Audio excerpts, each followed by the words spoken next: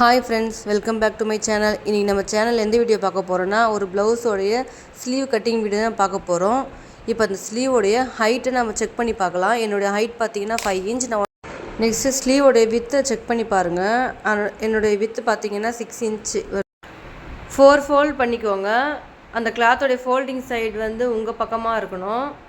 இப்போ நம்ம என்ன பண்ண போகிறோன்னு பார்த்திங்கன்னா, அதில் ஒரு 1/4 இன்ச்சு மார்க் பண்ணி நம்ம ஸ்ட்ரைட் லைன் போட்டுக்கலாம். ஏன்னா அந்த கிளாத் வந்து அன்ஈவனாக இருக்கும். நம்ம தைக்கும் போது நம்மளுக்கு ஃபினிஷிங் கரெக்டாக வராது. அதனால் அதை கட் பண்ணிடலாம்.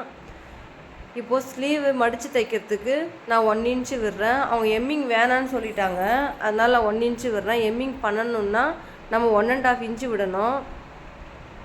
இப்போ அடுத்து நம்ம என்ன பண்ண போகிறோன்னா, ஸ்லீவுடைய ஹைட் நம்ம மார்க் பண்ணிக்கலாம்.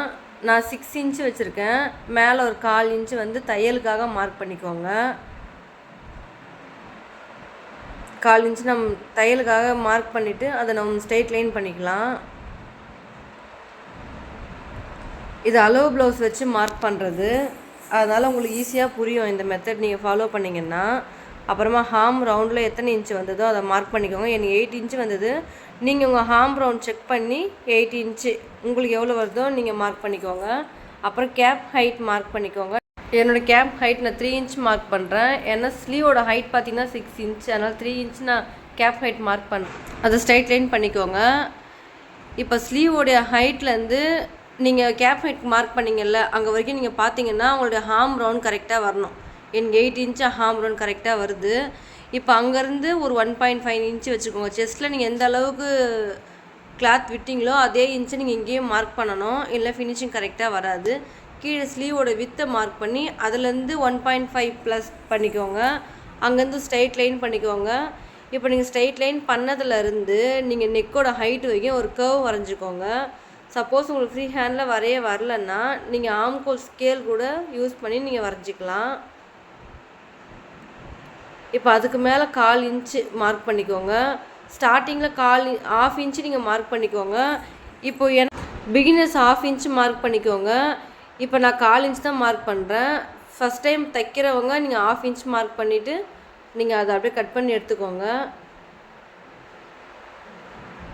கட் பண்ணி எடுத்துகிட்டு அந்த சென்டர் பாயிண்ட்டில் ஒரு அர்க்காத் பண்ணிக்கோங்க. அதேமாரி ஹார்ம் ரவுண்டு பாயிண்ட்லேயே ஒரு அர்க்காத் பண்ணிக்கோங்க.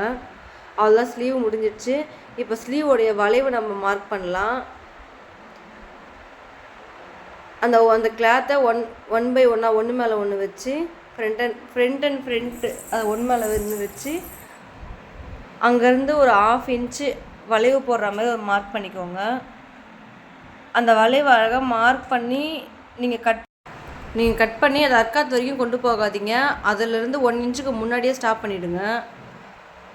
ஸ்லீவுடைய கட்டிங் பார்ட்டு முடிஞ்சிடுச்சு. இதோடைய ஸ்டிச்சிங் பார்ட்டு நெக்ஸ்ட்டு வீடியோவில் நம்ம பார்க்கலாம். உங்களுக்கு எந்த மாதிரி ஸ்டிச்சிங் வீடியோ தேவைன்றதை எனக்கு கமெண்ட் பண்ணுங்கள். நெக்ஸ்ட்டு நான் அதை அப்லோட் பண்ணுறேன். இந்த வீடியோ பிடிச்சிருந்தால் லைக் பண்ணுங்கள், ஷேர் பண்ணுங்கள். நம்ம சேனலுக்கு மறக்காமல் சப்போர்ட் பண்ணுங்கள். தேங்க்ஸ் ஃபார் வாட்சிங்.